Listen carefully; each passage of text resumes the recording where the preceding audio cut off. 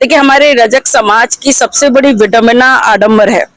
ठीक है, कुछ लोग अलग हटे हैं, लेकिन हमारे रजक समाज में हम आज भी कुछ आडंबरों और अंधविश्वासों से ग्रसित हैं। और इसी का विरोध संत गाडगे जी महाराज ने किया, इसी का विरोध बाबा साहब भीमराव अंबेडकर ने किया, इसी का विरोध मतलब रविदास ने किया, इसी का विरोध संत कबीर ने किया। अर्थात जो भी संत रहे हैं, जो भी महानुभव रहे हैं, उन्होंने आडंबरों का विरोध किया।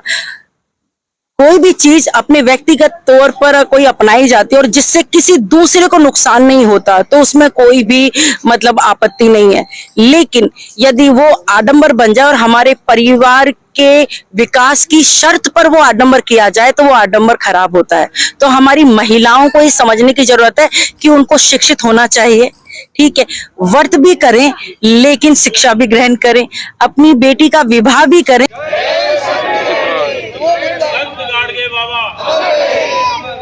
भाई हमारे बहुत युवा साथी हैं दिल्ली के अंदर, आप प्रेम चौहान जी विधायक हैं और इतना युवा साथी विधायक बन करके आए, मैं उनको बहुत बहुत बधाई और बहुत बहुत शुभकामनाएं भी देता हूँ और इनका अभिनंदन भी करता हूँ। विश्व रजक महासंघ के बैनर तले आप देखिए किस तरह का एक बड़ा आयोजन यहाँ आयोजित किया जा रहा है। कितना सुंदर रूप यहाँ ये बना है कि देश के कोने कोने से, हर राज्य से, चाहे वो संख्या 1 रही हो, 10 रही हो, 100 रही हो या 500 रही हो, हाजिरी यहाँ लगी है। तो एक बहुत बड़ा आयोजन है और इस आयोजन के पीछे बहुत लोगों की मेहनत है। दिन रात एक करके ये सुंदर रूप बनाया है। मैं नाम किसी का नहीं लूंगा, लेकिन नेशनल संगठन हो या फिर राजस्थान, इन दोनों ने मिलकर इस सुंदर रूप बनाया है। अब बात की जा रही है धौलपुर की। सभी जिले और राज्य अपने अपने मंच पे आकर के अपनी अपनी बात रखी। वो धौलपुर जो राजस्थान का पिछड़ा हुआ जिला है, जो हमेशा से उसका इतिहास रहा है। चंबल का नाम आपने सुना होगा, बागी, बंदूक और बीहड़ जहां से निकले हैं, वो धौलपुर जिसकी गूंज आज समूचे देश में सुनाई देती है। आज से कुछ दिनों पहले और कुछ सालों पहले धौलपुर के नाम से उसी धौलपुर वालों को किराए पर कमरा तक नहीं दिया जाता था इसी जयपुर के अंदर। और आज भी वो स्थिति है, लेकिन 5%। लेकिन आज हमारे समाज के लोगों ने इतना कॉर्पोरेट नेचर जो दिखाया है कि आज हमारे जो व्यक्ति आते हैं, बच्चे आते हैं पढ़ने के लिए, तो उनको कहीं ना कहीं कमरा उपलब्ध कराते हैं, सहयोग कराते हैं। क्यों? क्योंकि वे समाज का व्यक्ति है। इस कारण आज ये टीम धौलपुर के अंदर बहुत अच्छा काम कर रही है।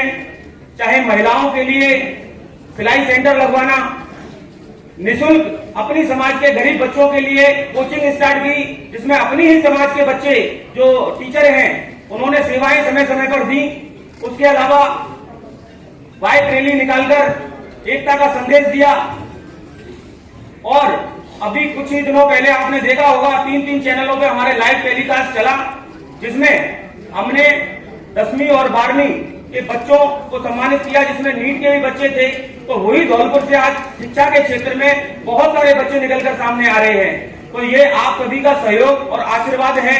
अभी ये बच्चा आपके सामने बोल रहा था, नरेश, ये एक ऐसे गांव से बिलोंग करता है जो बसेड़ी विधानसभा क्षेत्र के जारगा गांव से आता है। इसके माँ बाप बहुत ही आर्थिक स्थिति से गरीब हैं, लेकिन ये बच्चा आप देखिए मेहनत करके यहां तक पहुंचा है।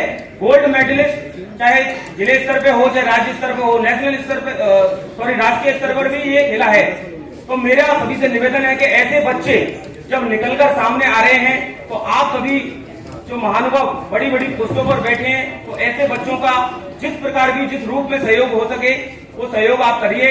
और विश्व रजक महासंघ के बैनर तले ये कार्यक्रम हो रहा है और मैं उम्मीद करता हूं कि ऐसा ही कार्यक्रम हमारे धौलपुर जिले में भी शायद हो, ऐसी उम्मीद करता हूं।